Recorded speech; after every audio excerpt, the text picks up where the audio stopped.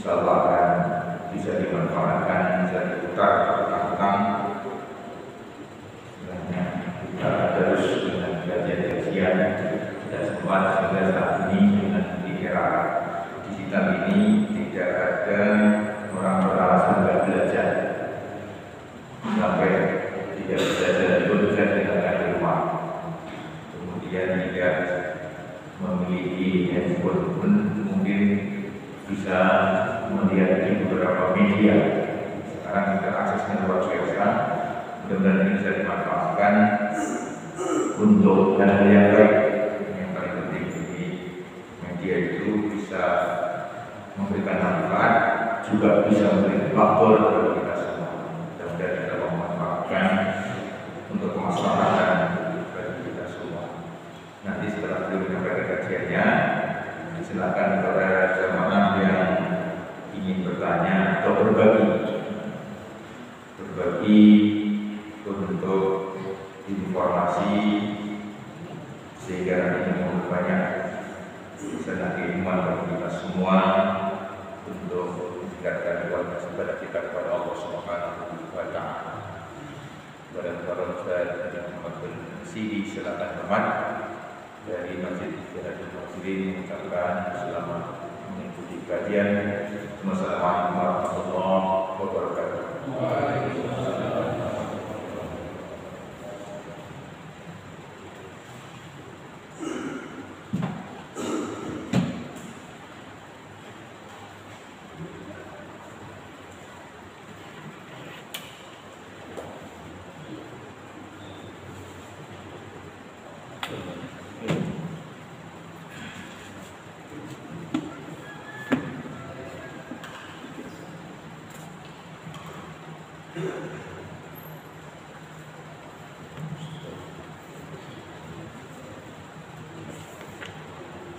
Bismillahirrahmanirrahim.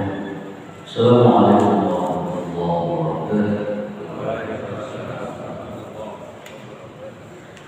Hamdan katsiran tayyiban mubarakan fihi kama yuhibbu rabbuna wa yarda. Asyhadu an la ilaha illallah al-malikul haqqul mubin. Wa asyhadu anna Muhammadan 'abduhu wa rasuluhu shadiqul wa'dil amin. Allahumma shalli 'ala Muhammadin wa 'ala alihi wa sahbihi ajma'in. Allahumma bika aslahna wa bika amsayna wa bika nahya wa bika namut wa ilayka nusyur. Allahumma inna nas'aluka khairan ma fi hadzal yawm wa khairan ma ba'dahu wa na'udzu bika min sharri ma fi hadzal yawm wa sharri ma ba'dahu. Rabbana na'udzu bika min al-kasal wa su'il kibar. Rabbana na'udzu bika min 'adabin fin nar wa 'adabin fil qabr. Allahumma inna nas'aluka 'ilman nafi'an wa rizqan thayyiban wa 'amalan mutaqabbalan. Qala Nabi sallallahu alaihi wasallam, Rasulullah sallallahu alaihi wasallam bersabda, "Majtama'a qaumun fi baitin min buyutillah."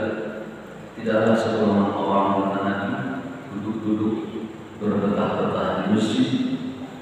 Apa yang mereka lakukan? Yatluna kitab Allah. Mereka membaca kitab Allah, membaca Al-Quran. Au yatadarasuna.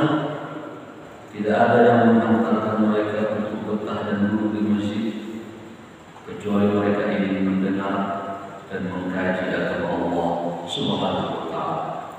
Kecuali orang yang itu kata Nabi diberi 4 keistimewaan. Pertama, nazalat 'alaihim as-sakinah. Allah turunkan ketenangan kepada mereka. Wa khasyatuhur rahmah. Allah meliputi kasih sayangnya kepada mereka. Wa hafazuhumul malaikah. Mereka mengelilingi sembari mendoakan mereka. Wa dzakarahumullahu fi man 'indah. Dan Allah menyebut-nyebut, mengingat-ingat nama mereka di sisi Allah Subhanahu wa Ta'ala. Semoga yang dimaksud itu adalah termasuk kita yang untuk ibadah subuh ini. Amin ya Allah ya Rabbi Ustaz. Baik jemaah, surat Al-A'raf kita lanjutkan. Kita sudah jelaskan ayat ke-6, ke-7, ke-8. Ini satu rangkaian 3 surat ini. Kalau ditafsirkan penyampaian surat ini dianjurkan untuk langsung 3 karena dia berangkai. Apa itu? Ayat 6 Allah berfirman, "Kalla innal insana layatgha." Sungguh manusia itu suka itoh. Toh itu kata Imam Qurtubi adalah al-juhud tajawuz fil haq. Toh itu suatu karakter melampaui batas, melampaui regulasi, melampaui dan merusak sebuah sistem, melampaui undang-undang yang sudah ditetapkan. Itu toh, setiap karakter termasuk melanggar lampu merah seperti toh. Ya, nah, itu nggak bisa disukai. Artinya orang-orang yang melanggar aturan tetap berdosa sebenarnya. Hanya takzir, itu hukum pada Allah Yesus, hukum yang dibuat pemerintah namanya takzir. Ya, takzir itu hukum yang dibuat dan ditetapkan oleh regulasinya oleh pemerintah dan anggota pejabat dewan negeri itu. Terus kenapa manusia ini suka melampaui batas karakternya? Ar-ra'a mustahuna, karena dia sudah merasa mapan. Saya sudah sampaikan, orang kalau dia sudah merasa mapan, harta tak dipikirkannya lagi, duit tak dipikirkannya lagi, apalagi kesehatannya mengantri dokter akan mengobati dia, apalagi rumah, kendaraan dan makan. Apa fungsi doa minta rezeki dia? Tak mau doa lagi. Orang minta rezeki, bahkan ada orang minta rezeki itu rizqan thayyiban, rezeki yang baik, halalan, thayyiban, wasi'an, midroran itu rezeki yang terus menerus kayak hujan. Karena ada orang berdoa begitu. Itu cara berdoa yang kurang efektif ya. Jadi rezeki yang minta ke Allah itu yang luas, yang kayak hujan turun menurun, rezekinya halal, rezekinya baik, rezekinya luas. Ya, jadi ciri-ciri orang yang tak cerdas seperti tadi, kalau berdoa banyak permintaannya. Jadi kalau orang kampung melihat, oh Bapak hebat, doanya panjang ini, banyak hafalannya. Itu orang melihat. Tapi Nabi mengatakan tidak. Orang semakin singkat permintaan dia, semakin cerdas. Makanya aku suka kata Nabi membaca satu doa ini. Apa itu? Allahumma atina fid dunya hasanah wa fil akhirati hasanah wa qina adzabannar. Makanya doa pagi kan kita dianjurkan waktu pagi doa. Allahumma inna nas'aluka ilman nafi'a. Ya Allah, aku minta kepadamu ilmu yang manfaat. Wa rizqan thayyiban, rezeki yang baik. Tak perlu luas. Kalau baik itu sudah mencakup itu. Kalau sudah dikatakan baik, halal iya. Apalagi baik iya, berguna iya, manfaat iya. Semua masuk. Makanya Al-Quran itu kadang-kadang tidak menyebutkan sesuatu hal, karena Al-Quran itu adalah mukjizat yang mempunyai makna yang sedikit tapi tajam. Saya buat contohnya. Walan tarda 'anka al-yahud walan nasara hatta tattabi'a millatahum. Orang Yahudi dan Nasrani kata Allah tidak akan suka kepada kalian sampai kalian mengikuti pola hidup mereka. Lihat kalimatnya. Saya tanya Bapak dulu, berapa agama tadi situ? 2 ya, Yahudi dan Nasrani. Kalau saya katakan begini, Budi dan Arman keduanya berangkat ke pasar. Benar nggak itu? Benar nggak itu? Saya bawa ke dunia luar dulu, saya bawa bahasa. Budi dan Arman keduanya berangkat ke pasar. Betul ya? Betul lah, karena 2 orang. Jadi dhamirnya penggantinya itu Budi dan Arman, 2 orang yang berangkat ke pasar. Kalimatnya 2 orang. Kan sama dikatakan ini. Budi dan Arman, 1 orang berangkat ke pasar. Kan 2-2 yang berangkat. Kenapa kalimat digunakan 1? Quran gunakan di Qurannya. Tidak akan rela Yahudi dan Nasrani hatta tattabi'a millah. Millah itu sehingga kalian satu orang mengikuti mereka. Kan dua orang dijelaskan di sini, Yahudi dan Nasrani. Seharusnya lan tarda ankal yahud wa lan nasara hatta tattabi'a millatan. Ya. Kenapa digunakan millat itu satu, bukan millatan dua? Nah, kita ada tafsir itu. Karena kata para ulama, kekufuran itu Pak, walaupun beda-beda warnanya, satu dia. Kalau ketemu Islam dia, siapa yang menghantam dan membunuh orang-orang di Palestina? Yahudi. Yang menghantam Muslim Moro di Filipina. Dulu Filipina itu daerah Muslim. Ibu kotanya Manila. Manila itu asal katanya fi amanillah. Dalam kawasan keamanan Allah. Diganti jadi Manila.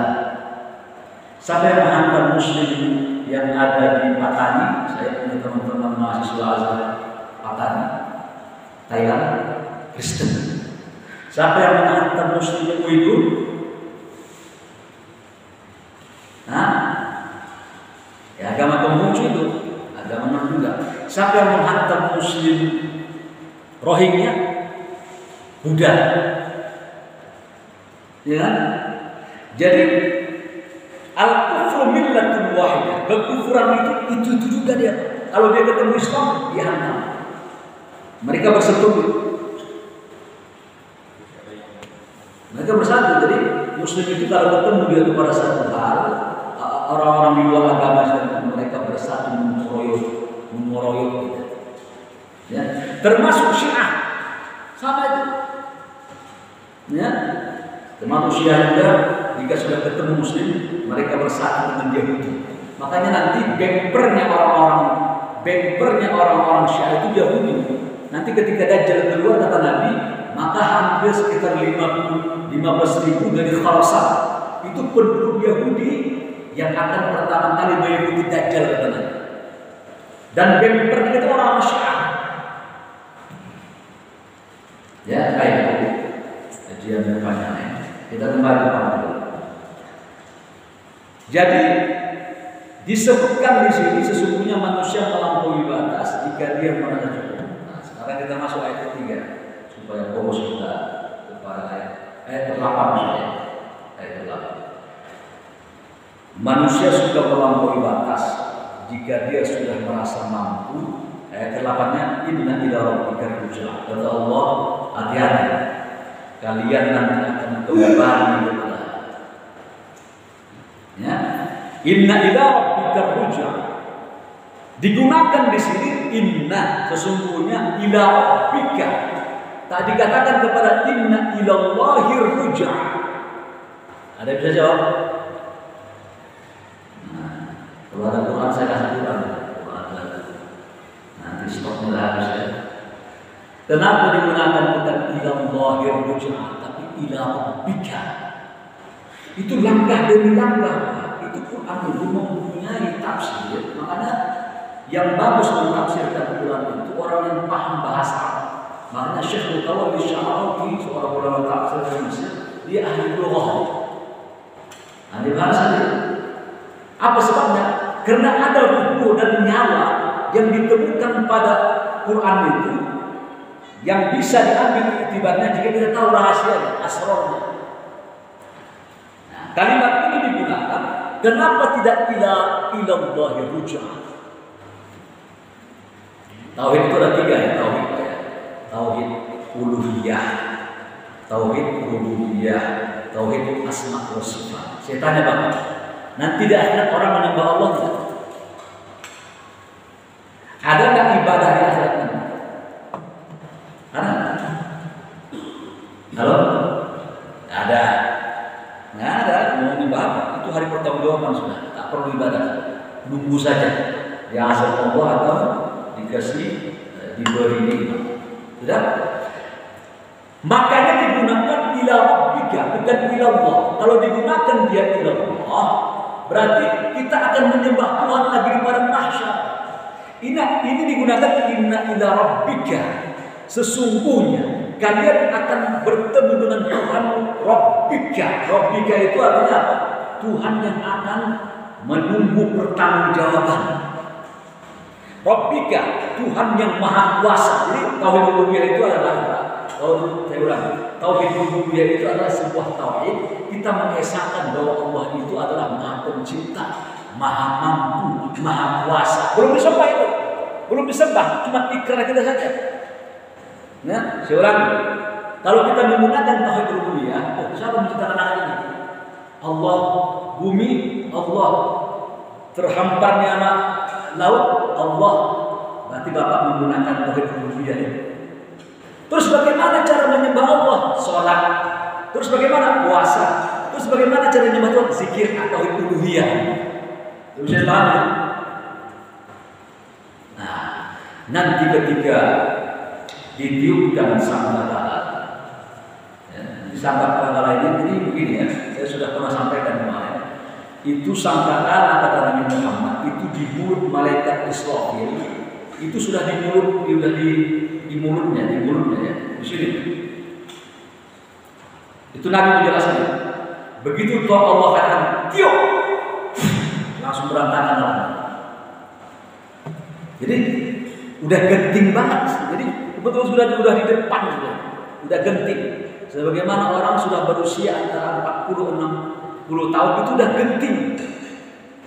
Kenapa? Karena kami sudah mengasih mengasih warning umur umat itu tak jauh-jauh dari 60 dan 70.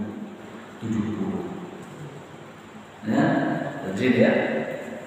Begitu ditiup alam langsung orang-orangnya. Sudah. Begitu tiupan pertama, alam hancur semua. Saya pernah sampaikan dulu ada namanya Big Bang dan Big Crunch. Jadi alam ini kembali menunjuk dia bersatu menjadi terpaut lagi ya. Karena jadi alam ini kan Big Bang mengembang. Habis mengembang nanti memuncul lagi dia. Kalau mengembang namanya istilah Thomas Kuhn, namanya adalah Big Bang. Kalau memuncul kembali namanya Big Crunch. Nah, tiupan kedua, ini dia, dibangkitkan manusia. Yang pertama kali nanti dibangkitkan di padang mahsyar, siapa itu? Nabi Muhammad. Sudah. Tapi sebelum dibangkitkan, Allah menjelaskan di Quran itu. Nanti ketika alam ini hancur, Allah berteriak di alam yang kosong. Jadi alam sudah hancur, bintang sudah bertabrak, alam sudah sepi, alam ini sepi. Lalu Allah berkata dalam kesunyian, limanil mulkul yaum. Kata Allah, hari ini milik siapa? Mana raja-raja dahulu yang pernah berkuasa di alam? Jadi dia berkata apa? Limanil mulkul yaum. Hari ini untuk siapa? Lalu Allah menjawab sendiri, Illahil wahidul qahar. Hari ini adalah hari saya, kata Allah. Hari Tuhan sang penakut. Al-Qahar. Itu Allah ya. Itu. Lalu Allah nanti menjelaskan di Quran dalam surah Al-Anbiya, yauma tubaddalul ardh ghayrul ardi was samawati wa barazu lillahi wahidul qahar. Dan surah Al-Anbiya, surah Ibrahim, akhir-akhir sebelum terakhir surah Ibrahim. Nanti dibuat alam ini Pak, ada lagi hamparan alam yang beda alamnya. Yauma tubaddalul ardh, Allah mengganti bumi yang ada ini ghairul ardi, selain daripada bumi yang kita injak ini, dibuat lagi hampa. Namanya apa itu? Pada masa. Pada masa itu bentuknya pipih katanya. Lalu apa itu? Warnanya putih.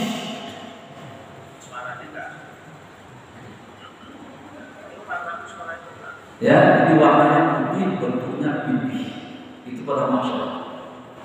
Tidak ada orang keluar ke tanah nanti ketika di pada masa kecuali dengan amalnya masing-masing, dengan keringatnya. Dan bahkan kata Nabi, ada orang nanti berjalan di atas kepalanya. Nanti di pada masa kepalanya nanti ada orang kepalanya berjalan kaki di atas. Lalu sahabat bertanya, ya Rasul, bagaimana orang bisa berjalan di atas kepalanya? Apa kata Nabi? Di dunia ini orang kan berjalan pakai apa? Di dunia pakai kaki. Nanti di akhirat nanti Allah akan mampu ada orang bilang di atas kepalanya. Itu menunjukkan penghinaan. Ada yang keluar seperti babi, ya, ada yang keluar seperti monyet, macam-macam. Tergantung amalnya di padang mahsyar. Dan masing-masing itu membawa diri masing-masing. Baik. Jadi digunakan tauhid rububiyah karena waktu itu Tuhan satu-satunya yang akan mengadili manusia. Saya masuk juga. Kenapa kepada Allah rujaa? Semua akan kembali kepada Allah. Rujaa akan pulang. Kenapa? Sebenarnya pulang itu enak. Enak nggak pulang? Ada jam pertama guru-gurunya killer, guru matematika. Digambarkan anak-anak hari ini sekolah boleh pulang karena guru matematika tidak hadir. Senang anak-anak pulang. Sudah. Orang-orang kantor biasa pulang jam 5, tiba-tiba pulang jam 2. Senang nggak pulang? Hah? Senang. Mau lebaran, senang nggak pulang? Senang. Bapak senang pulang ke Allah.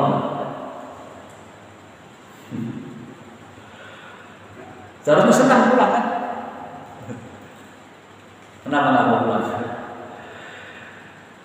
Man arada la yuridu an Allah, barang siapa yang tak suka ketemu Allah, Allah pun nanti tak suka ketemu dia. Gimana jawabnya? Gimana caranya? Barang siapa yang tidak mau ketemu Allah, Allah pun tidak akan mau ketemu dia. Aisyah berkata dengan logikanya, dia berkata, ya Rasul, siapa yang ingin mati? Nah itu jawabannya. Itu logis itu. Apa kata Nabi? Aisyah, jika seseorang mukmin menjelang matinya, kata Nabi, maka Allah masukkan ke dalam hatinya itu rindu dan kangen ketemu Tuhan. Perhatikan ya. Jadi kalau Bapak masih ada di dunia ini, perasaan kita hati ini, ya, belum mau ketemu Tuhan, Bapak masih normal. Tapi aku bikin mati lah, aku bikin mati. Berarti udah mendekati. Nah, jadi bagaimana caranya kita melihatnya? Barang siapa tidak mau ketemu Allah, Allah tidak mau ketemu. Makanya begini, Pak. Makanya kata Nabi, al-mautu tuhfatul lil mu'min. Kematian itu kata Nabi anugerah dari Allah. Bagi orang yang anugerah itu. Kenapa anugerah begini? Bapak kan sholat, betul kan?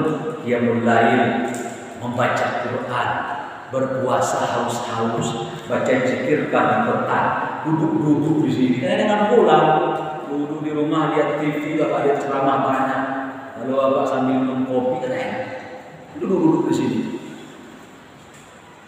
Nah, udah berinfak, ada. Bapak kan butuh ini balasan ini. Sholat dia mulai ngantuk-ngantuk, dan bapak butuh balasan ini.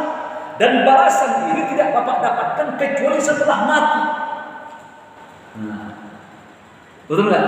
Makanya bagi orang mukmin itu kata Nabi, kematian itu anugerah. Makanya kata Nabi begini, tidak baik jenazah itu terlalu lama di atas. Tak bagus itu. Kata Nabi, jika dia jenazah orang mukmin, kata Nabi, dia berkata seperti ini, qaddimuni, percepat aku. Nabi Muhammad lahir di Makkah, tinggal di Madinah. Terus jenazahnya di mana? Pulang kampung dia. Padahal Makkah itu adalah rumahnya Tuhan itu. Tidak. Ya. Karena satu kata. Yang kedua kata Nabi, jika dia mukmin jenazahnya meninggal, kata Nabi, tak bagus lama-lama di atas. Apa sebabnya kata Nabi? Karena dia ingin menjemput nikmat kubur. Orang baik kata Nabi, tak bagus engkau tanamnya lama-lama di atas. Cepat dia tanam, karena dia menjemput nikmat kubur.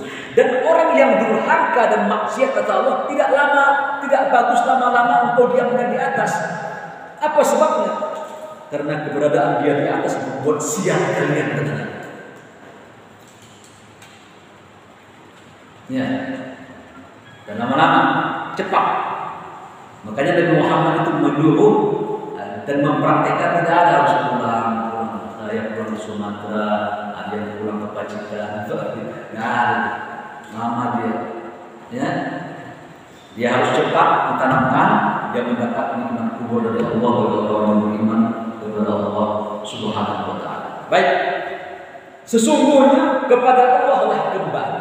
Ngapain kembali? Saya akan runtut. Satu, mempertanggungjawabkan semua perbuatan kita.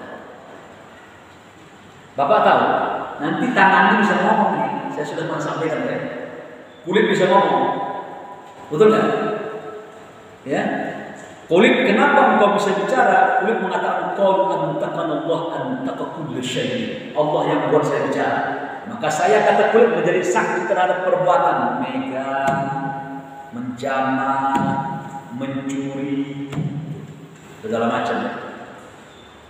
Mulut, ya. Lalu kata Nabi apa? Setelah mulut, tangan juga akan jadi saksi. Kata para ilmuwan, ini sidik jari orang berbeda semuanya nih Pak. Walaupun tangan kita sama, ini beda sidik jarinya. Ini beda. Setiap orang, makanya kata para ilmuwan, bentuk kulit berbicara saat di dunia, saya ulangi, bentuk, kata para ilmuwan, jangan dulu kafiran, bentuk, Quran mengatakan bahwa kulit akan bicara, bentuk kulit berbicara di dunia ini adalah sidik jari itu memberikan data dan informasi setiap orang berbeda-beda. Dan ketahuan, berarti sebenarnya mengasih informasi, oh tangan si Ani nih, tangkap ya. Ya, makanya semua akan dibalas. Apa itu dibalas? Semua perbuatan kita, tidak ada satu titik jari, satu langkah, satu perbuatan kita yang tak akan ditunjukkan oleh Allah di padang mahsyar. Semua akan ditunjukkan. Sebelum ke akhirat, kadang-kadang di dunia Allah sudah tunjukkan itu. Satu ketika ada seorang ulama besar, Ibrahim bin Adham. Dia ini waktu itu di Madinah. Dia ingin berangkat ke Palestina, dia membeli kurma 1 kilo. Begitu dia membeli 1 kurma itu, begitu ditimpa 1 liter kurma jatuh di kiloan. Ini kan kurma yang jatuh dari punya aku, dimakan ya? Tanpa minta izin kepada yang nimba. Singkat cerita, berangkat dia ke Mina. Ibrahim Rami ulama besar tabi'in yang tinggal di Baghdad, Irak. Berangkatlah dia ke Palestina. Sholat dia sudah sholat dengan di dekat tempat namanya Qubbatus Sakhra. Jadi kalau orang melihat Palestina yang gede itu Kubah, itu bukan tempat Nabi Muhammad Isra Mi'raj itu. Qubbatus Sakhra itu yang Mi'raj itu ada kecil pendek di pinggir di luar. Namanya Qubbatus Sakhra. Ini tempatnya. Begitu Nabi Muhammad sallallahu alaihi wasallam, begitu Ibrahim bin Adham ibadah di dekat Mi'raj itu, doa tiba-tiba dengan izin Allah menghadirkan 2 malaikat tiba di dinding, berbincang-bincang 2 malaikat. Itu ulama besar dari Baghdad ya? Iya. Dia terkenal ya ulama tabi'in dia. Tapi doanya tak dikabulkan oleh Allah. Kata malaikat satu. Kenapa? Tadi ketika di Madinah ada 1 kurma jatuh dimakannya. Udah, terus bagaimana? Kalau doa dia tak dikabulkan oleh Allah. Sudah, malaikat bilang, lihat sensitifnya ini belum berasal dari bahas. Lalu apa terjadi? Mendengar perbincangan 2 malaikat ini, merasa bergetar pada Nabi Ibrahim bin Adham ini, lalu dia keluar dari Aqsa, lalu dia berangkat kembali ke daerah Masjid Nabawi tadi, ke Madinah. Agak lama karena ya onta. Bapak tahu Palestina maka itu kalau naik onta sebulan perjalanan. Makanya Isra Mi'raj kenapa dibantah oleh orang kafir? Karena logika mereka tumpul. Muhammad, kami naik onta saja atau kuda ya kurang sebulan sedikit. Engkau 1 hari pun tak sampai. Aisyah mengatakan begitu aku terbangun malam itu, lihat Nabi ada. Aku tidur. Begitu aku tidur, aku bangun lagi. Nabi ada. Padahal antara tidur tadi Nabi Muhammad itu sudah berangkat ke Saudara. Logika mereka tak masuk. Makanya kalimatnya begini, digunakan kalimat di depannya itu subhanalladzi. Jadi subhana itu Pak, digunakan terhadap sesuatu yang Bapak melihat satu aneh, dua ajaib, tiga sesuatu yang apa namanya, yang dahsyat. Saya tanya Bapak kalau melihat alam terbentang gunung yang tinggi, Bapak ucapkan apa? Subhanallah. Salah.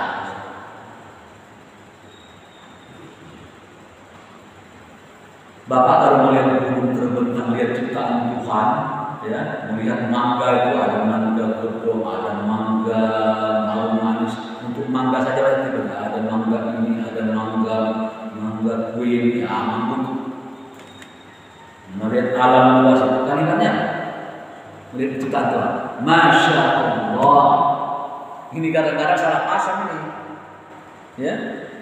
Kalau Bapak melihat sesuatu yang ajaib, yang hebat, yang terpana, yang dahsyat atau terperanjat, ucapannya apa? Subhanallah.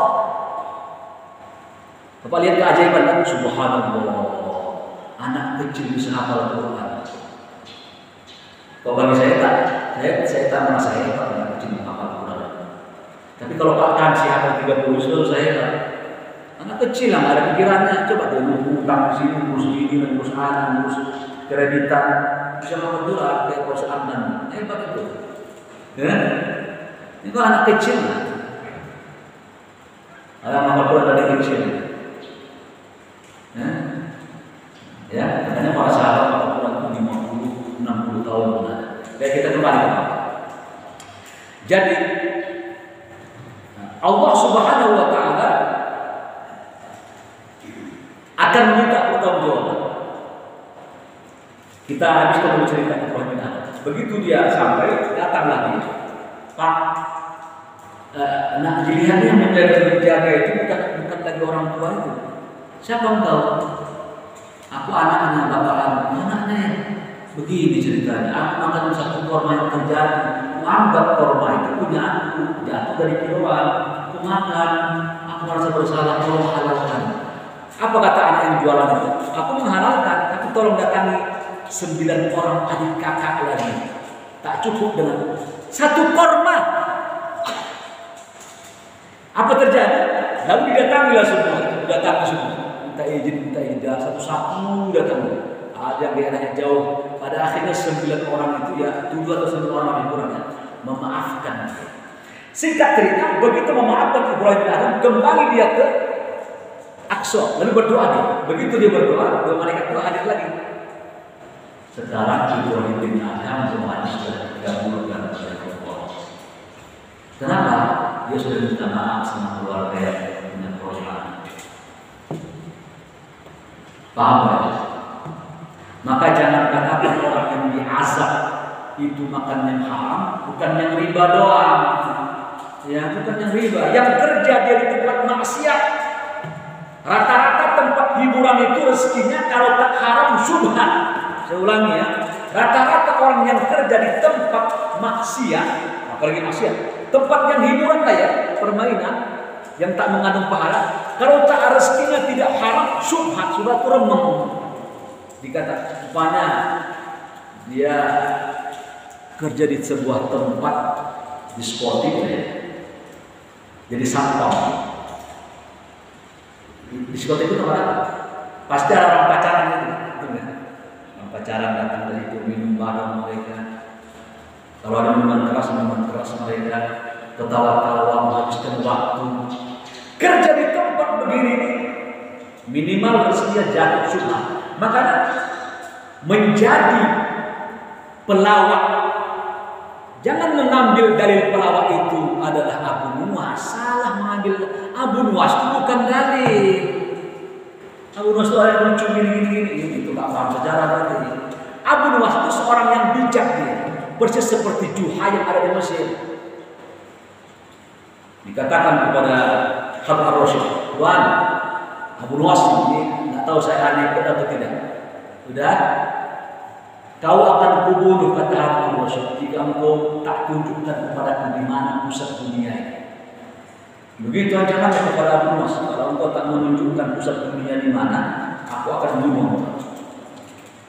Berpikir panjang kan? Di mana pusat dunia? Diambilnya tongkat tuan raja, pancangkan ini. Cep. Sudah, kalau tuan ingin tahu di mana tengah-tengah dunia, ini tengahnya. Dari mana engkau tahu Abu Nuwas? Kalau tuan raja tak percaya, tolong ukur ke barat ke timur sana. Tolong diukur dari tongkat dia ke timur ke barat. Siapa yang bisa mengukur itu? Orang cerdas namanya. Makanya orang salah mengartikan Abu Nuwas itu. Abu Nuwas kalau orang termasuk orang yang soleh dia. Kenapa? Rezeki para pelawak. Karena begini Pak, Allah menjelaskan, "Falyad'u qalilan wal yabku katsiran." Sedikitkan tertawa kata Allah. Ya, banyakkan nangis. Andaikan kalian tahu kata dia apa yang kulihat, kalian tak kuat kata dia. Apa sebabnya? Kalian tak melihat sih. Aku melihat kata Nabi bahwa api neraka sudah disiapkan buat kita ini. Makanya sedikitkan bercanda. Ketawa-tawa. Kata Nabi, la taqtirul haq, jangan memperbanyak ketawa. Fa inna kathrat haq taswatul qalb. Sesungguhnya orang yang banyak ketawa kata Nabi itu bisa mengeraskan hatinya. Wa ab'adu nas minallahi al-qas. Sesungguhnya orang yang paling jauh dari sisi Allah Subhanahu wa taala yang hatinya keras. Jadi kalau dia umpamanya ketawa, nggak apa-apa ya, manusia ketawa.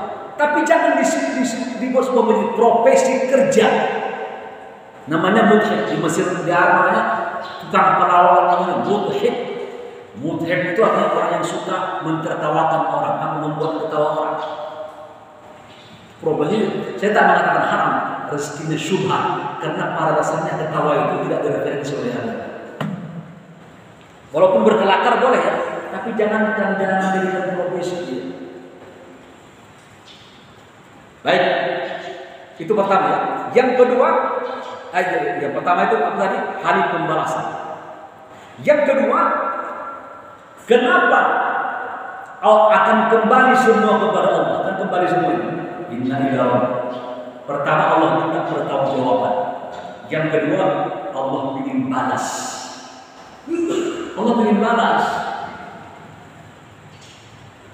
Makanya saya punya grup namanya Jati ya, jaringan alumni Timur Tengah ya. Ini peristiwa lagi ramai sebenarnya. Bahwa ada salah seorang ulama di negeri ini diperlakukan tidak adil. Betul ya? Masya Allah. Kalau tak boleh pengikutnya masuk ke dalam pengadilan tidak apa-apa, masalah. Tapi tim pengacaranya tak boleh masuk, yang dilindungi oleh undang-undang.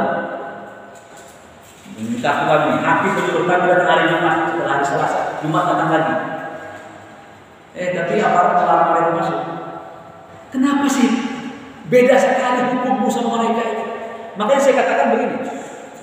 Akhirat itu Pak, akhirat itu bukan sekedar ada akhirat itu. Wajib ada. Saya ulangi, hari kiamat itu bukan sekedar harus ada kiamat itu.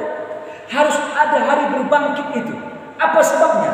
Di dunia ini kan banyak pengadilan, tapi sulit keadilan.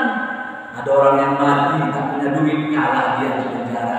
Ada orang yang mati karena dia tak punya backing, mati dia dalam keadaan dia dizolimi.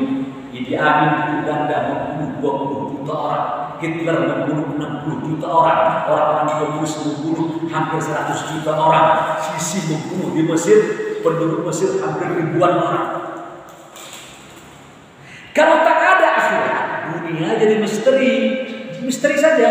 Misteri itu bagaimana ya? Tak terbongkar. Udah, begitu aja dunia ini. Pengadilan tak ada, mati yang mati, yang kalah yang kalah, yang menang, yang pakai duit makin menang, yang punya kuasa makin menang. Kiamat harus ada untuk membongkar siapa yang benar itu. Siapa yang membunuh Munir itu. Kan tak terbongkar sekarang. Luar biasa. Luar biasa. Seperti ada kekuatan. Ya. Bapak lihat nih, coba coba lihat dengan mata sendiri ya. Banyak pelanggaran di negeri ini tentang prokes. Ya, itu puncaknya pada presiden. Lalu itu udah bilang.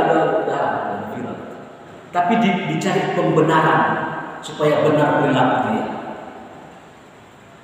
Udah, anaknya juga sama, menantunya juga di Medan sama. Tadi malam saya berada ke pasar kita saya berangkat itu. Dia ingin makan jam 10. Bawa anak habis dari pengajian begitu saya. Masya Allah, dari luar Pak lihat pasar kita itu sepi Pak. Di dalam motor sampai ke belakang sana hampir susah saya putar balik. Masya Allah, ini prokes banget melanggar ini. Tapi Bapak lihat negeri ini hukumnya. Ya. Bapak nanti mengadu ke atas, orang dia juga yang di atas. Bapak mengadu ke orang dia juga di atas. Kalau situasi begini, saya cuma mengatakan begini: jika seekor ular berantem sama dengan elang, maka jangan lama-lama elang itu membiarkan berkelahi dengan kobra. Kenapa? Karena napak kobra itu di darat bisa menang dia. Maka dia harus angkat dimensi ular itu ke atas kepada dimensi ular. Tak nampak ular menggantung dia begini, lemah dia. Jika kita punya masalah, kita lihat dunia yang sudah begitu sempit untuk mengatasi masalah. Angkat ke atas ke Tuhan. Berdoa kepada Allah Subhanahu wa taala. Ini kita mentaati pemimpin ini susah Pak. Hadisnya sahih. Kata Nabi, kalian akan ketemu nanti pemimpin kalian itu atharah. Atharah itu kata Nabi yang tak peduli sama kalian, tak peduli dia. Mau miskin, mau apa, mau petani bangkrut, apa peduli dia. Hukum mau menang sendiri, pas hukum ke dia menang orang lain ditimpakannya. Begitulah bahwa hukumnya. Mau atharah itu tak peduli. Lalu bagaimana katanya? Ini para sahabat. Bagaimana sikap kami ya Rasulullah? Nabi isbiru, sabar. Bagaimana Bapak sabar terhadap Bapak dizolimi orang? Tuh. Yang kedua, tu'adul hak alaih. Hak mereka tunaikan. Mereka suruh bayar pajak, bayar pajak. Mereka suruh begini, suruh begitu. Mereka suruh begitu, suruh begitu. Bagaimana Bapak mentaati orang yang menzolimi Bapak? Dua.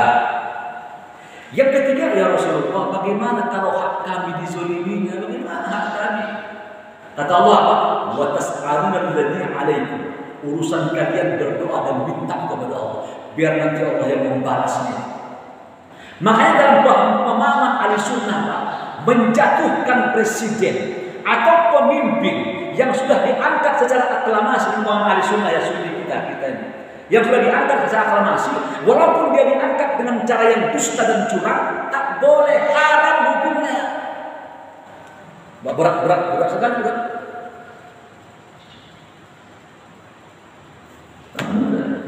Kata Nabi hadis Imam Bukhari, walaupun pemimpinnya itu nanti akan memukul punggung, selama dia menyuruh hukum pada yang baik, ada yang baik-baiknya, patuhi.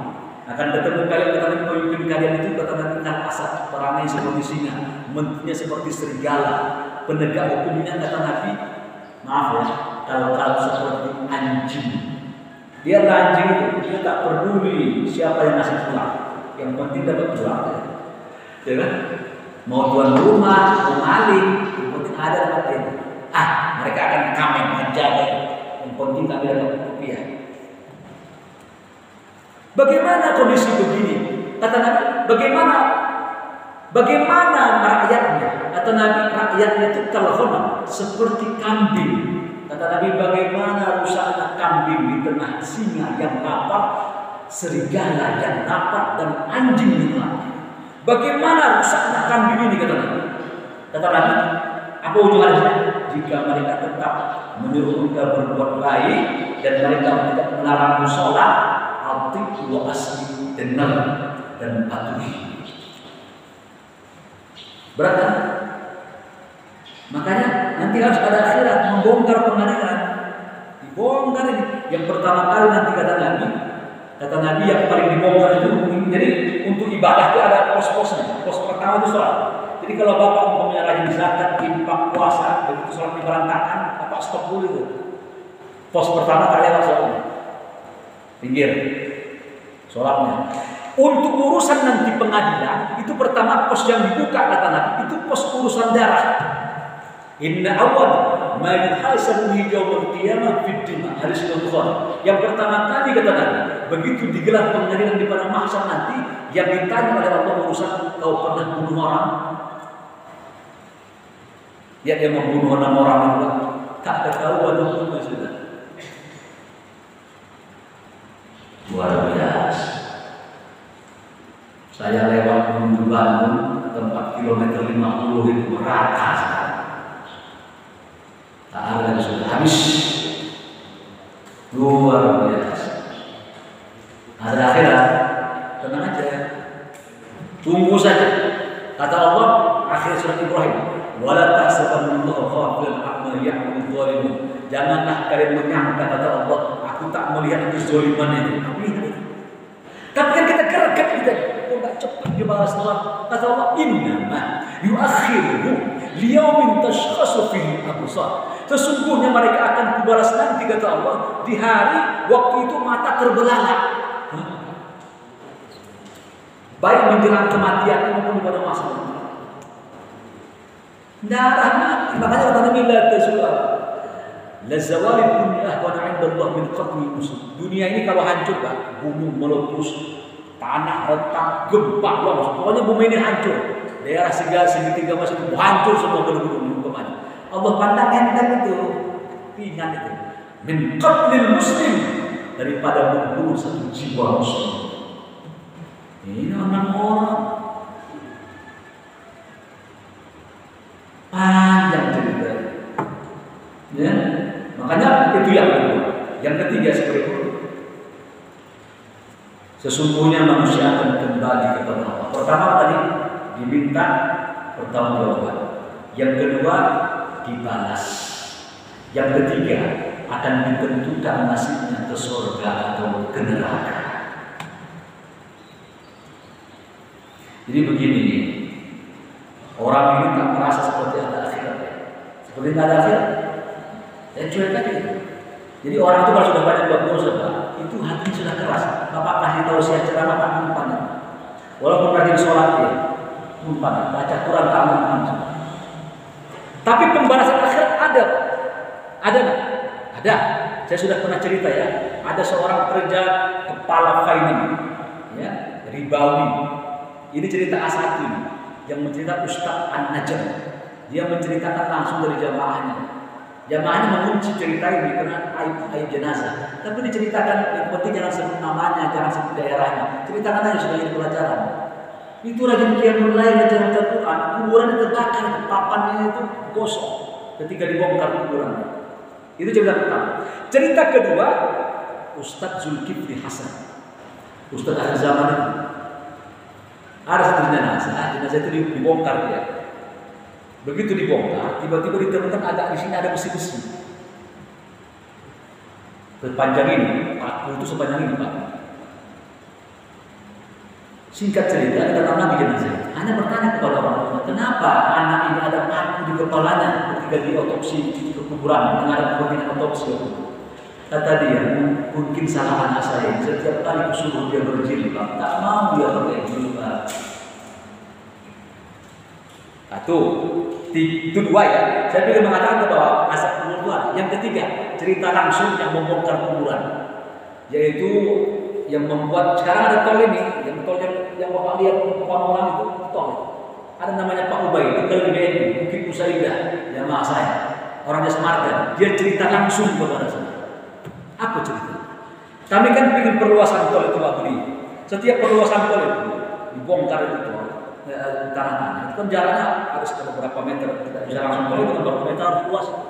Kalau mobil jatuh kan tak langsung ke bawah, ada langsung ke orang atau jarak. Ada kuburan-kuburan yang terbongkar.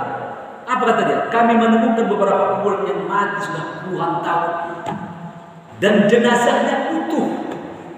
Kami pun mengecek siapa sih mereka.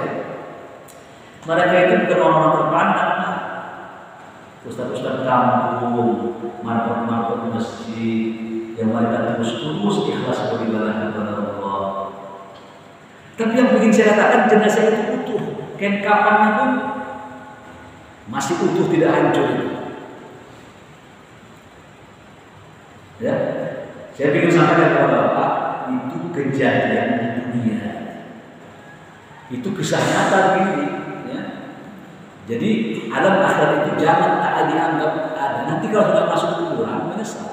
Kata Nabi Imam Tirmizi, sesungguhnya manusia itu jika dia mati, bahwa nadim, dia dalam kondisi menyesal. Siapa saja yang mati, baik mukmin maupun kafir, kata Nabi, menyesal dia.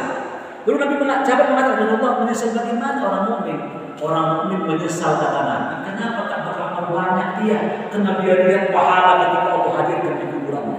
Orang kafir menyesal dia ingin bangkit kembali beramal soleh. Kenapa aku tak beramal soleh? Dua-duanya besar. Perkataan Nabi ini kita harus ingat. Baik. Maka sebagai penutup yang saya sampaikan ini, karena hari kiamat itu pasti ada dan harus ada, maka kita harus beramal soleh. Pasti ada dia. Harus tekun Bapak menyembah Tuhan. Ikhlaskan hati setiap peribadatan. Kenapa? Karena dia pasti datang. Tunggu tanggal main saja. Karena Allah menguji iman kita, menguji. Percaya kepada sesuatu yang tidak terlihat. Nah, makanya ayat yang terakhir ini, setelah seseorang suka melampaui batas, maka Allah menunggu dia nanti akan Allah kembalikan dia untuk dimintakan pertanggungjawabannya. Baik, saya pikir ini penjelasan saya tentang ayat yang ke-8 dari surat Al-Alaq. Demikian, terima kasih. Terima kasih Pak Ustaz. Segini jemaah, silakan kepada jemaah yang ingin bertanya atau menambahkan, mudah-mudahan bisa menambah wawasan bagi kita semua. Ada